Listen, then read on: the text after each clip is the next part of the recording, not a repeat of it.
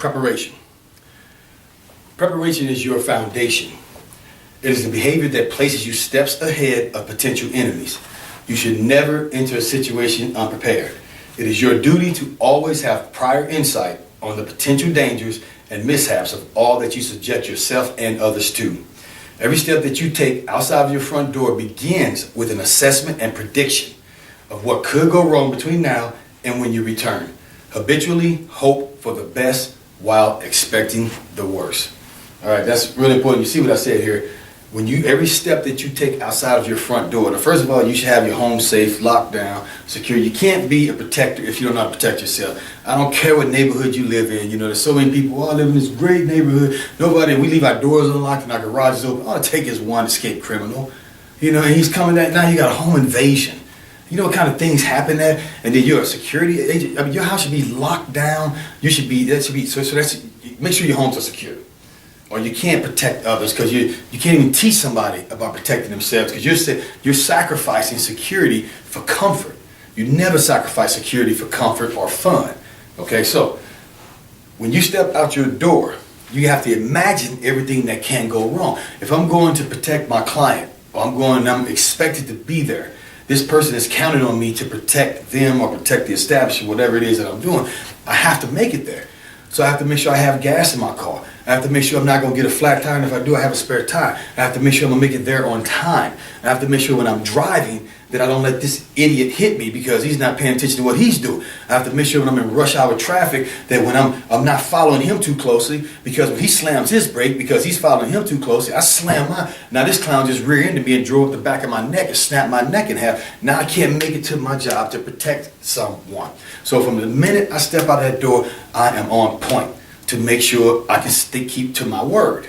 Okay? So that's what that means when I say that. You should always think about everything. And even when you're getting ready to go to the place, I'm ready to go over now and read some more about being prepared with what and who you're going to protect. Assure that you have, authorization. Assure that you have the full physical and mental capabilities to handle the job that you are accepting. Whatever job you're accepting, ask them, what do you expect from me? Don't go get a job as a bouncer for $7 an hour, and then the club people start shooting, and you go dive behind the bar and hide, and you're not even allowed to carry a gun. And the owners and the managers say, "What are you doing hiding? Go get him." And you say, "Well, I'm not doing." You weren't clear on the job. You're not fit to do that job to defend them from bullets. So you have to make all of this clear. What do you expect from me? Ask the owner. Ask the person who's hiring you. Ask your client. What do you expect me to die for you? And if so, that could change the price of what it costs for you. And if they don't respect that, you don't want to work for a person like that because they don't respect your position. They don't understand your position. Okay. Assure you are legally authorized to execute the job. Contact the local or state police for clarification on the proper authorizations needed to operate in your intended manner in the planned areas. Okay. Assure that wage, form of payment, and payment date has been agreed upon by you and the client, director, or owner. Don't ever get your pay agreed upon by co-workers or someone who could not pay you directly. You need to make sure that's clear directly with the person who's supposed to pay you, when you get paid, how much it is, all that kind of stuff, right? And that's security. You got to protect yourself from these mishaps of losing your job and getting into a fight with the owner and the manager or your client before you can get out there and protect them from other people. Okay. Assignment. Assure that the person or persons that you are working for is sensible and responsible. Don't work for hotheads. They're going to get you killed. They'll get everybody killed. They get people hurt.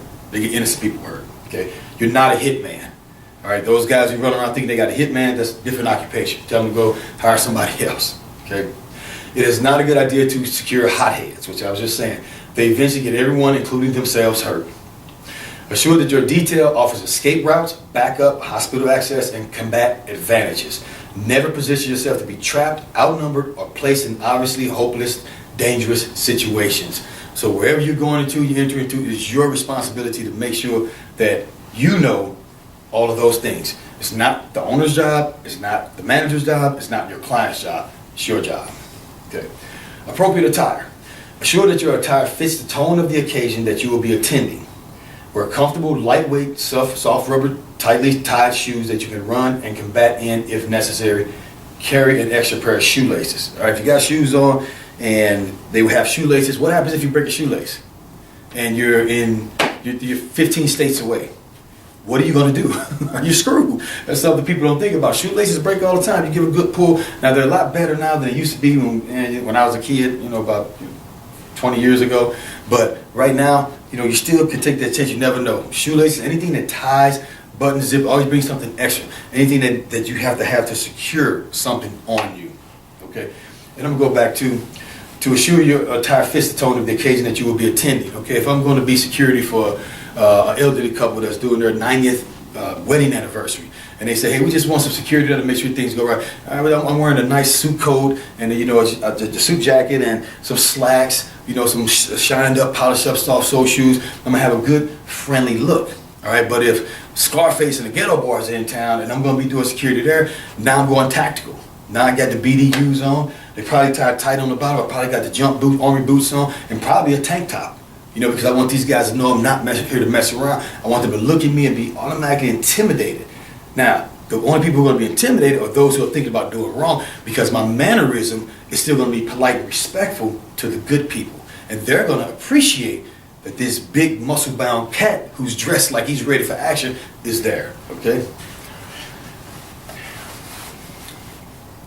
Wear loose-fitting clothing that won't restrict your movement during combat or an extraction. You have to make sure you can move in your clothes. You got to make sure you can kick, if you have to. You can grab your client, get them out of there. You can turn and fight and move, and your clothes won't snag. They won't fall off. Don't try to look too good. Don't wear things that are tight. Be aware of the temperature of the areas that you will be subjected to. Assure to wear or have clothing that will keep you from overheating or getting too cold. And always keep extra clothing. If I'm going somewhere and I'm wearing clothing because it might be hot, I'll have something in case it gets cold that I can get into. If I'm going somewhere where it's cold and it's freezing outside and I go into a venue, it might be steaming hot in the venue, so then I'll have something I can change it to. So always be prepared, all right?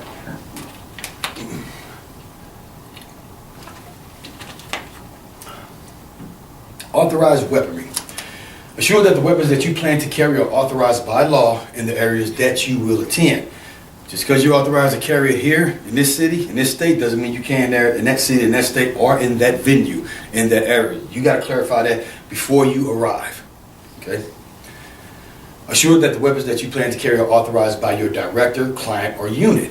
I don't care if it's pepper spray, a pocket knife, whoever you work for should know what you're carrying, and they should say yes. Get a signed document from them. Yes, he can carry a knife to use to defend me. Yes, he can carry pepper spray to use at the venue as a bouncer. Yes, he can carry a handgun for the purpose of our job. Get that permission, because if you don't get that permission, that could come back and bite you in the butt later as liability. Assure your weapons are fully operational, ready to use, and safe. Don't buy cheap weapons, okay?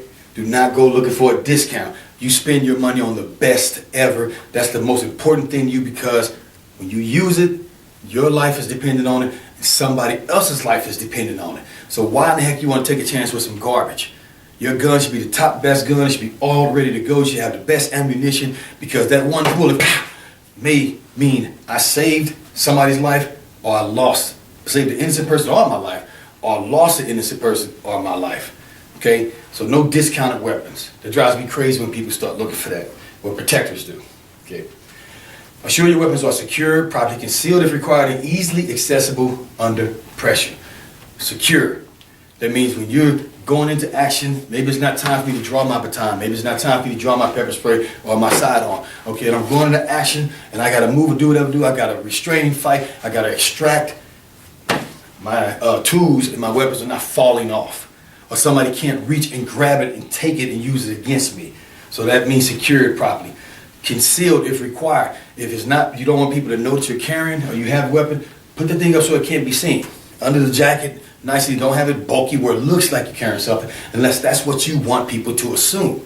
Sometimes we do that. Sometimes we're not authorized to carry in certain places, so I put everybody in suit jackets and we'll bulk something underneath so it looks like everybody's got a big 45 on them, because you want to present that intimidation. But if you don't want people thinking that you're carrying something, you shouldn't look like it. Okay? And easily accessible under pressure. Make sure that you can get to it.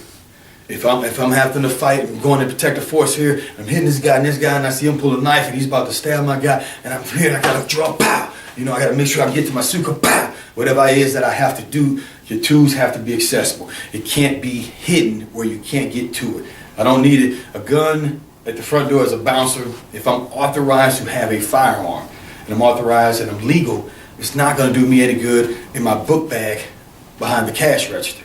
And I see a lot of bouncers do that. Yeah, I got a 45 over there, and I say, you're not going to get to it. I got a 45 right here, now what? Okay, so be smart. Okay. Destination and POC. Research your intended destinations. Visit prior to assignment date if possible. Go there before you're supposed to be there if it's possible. Sometimes it's out of the country, things like that, or far away from the state, and you may not have it in the budget to make it. But if you can go there before you ever have to go there, go there. Okay? And go when it's in function, it's operation. If you're a bouncer, you're a bodyguard, and you're about to take somebody into a place to perform or something like that, go there when the performance is happening. Watch how everybody acts. Watch how the owner runs the place. And don't let anybody know who you are. Go undercover. Just go as a patron, as somebody who's coming to enjoy the show, and see how things function. Find your safe spots, all that kind of stuff, okay? Print off directions and GPS directions to your destination to get an exact time. Make sure you got both. GPS, I'm driving, and I lose phone service, I just lost my directions. So make sure you got printed off directions also so you know where you're going, okay? Make direct contact with the POC, point of contact, that you can continue to communicate with until you arrive. Inform the POC of your ETA, your estimated time of arrival. Upon arrival, check in personally with the POC.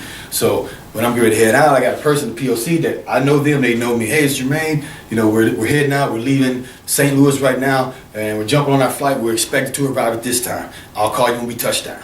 Okay, boom, hang up. We touched down in LA. Hey, this is Jermaine. You know, how you doing? I'm good. You know, okay, we just touched down at the airport, and we should be arriving at our hotel at this time. We arrived there. And everything that I'm doing, even when you're ready to go to the venue, if I'm taking, this is Jermaine, we're leaving right now. Our ETA is 15 minutes from now at this time. We should be arriving at the venue. Where should I meet you?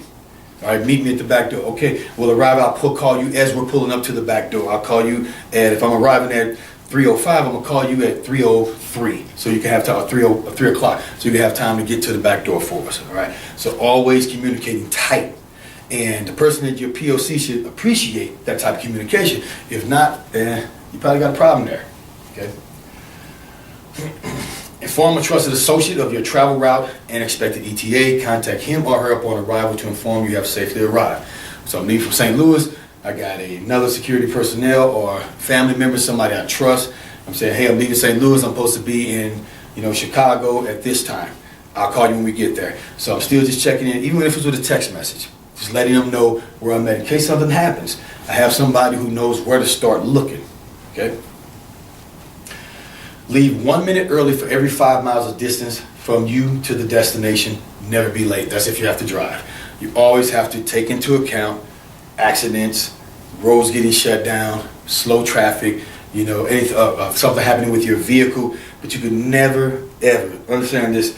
Something may happen to your vehicle, something may happen that you can't control. Right? Things happen in the world we can't control. We can't control sometimes everything that every car is doing on the road. All right? It may not be your fault, but it is your responsibility.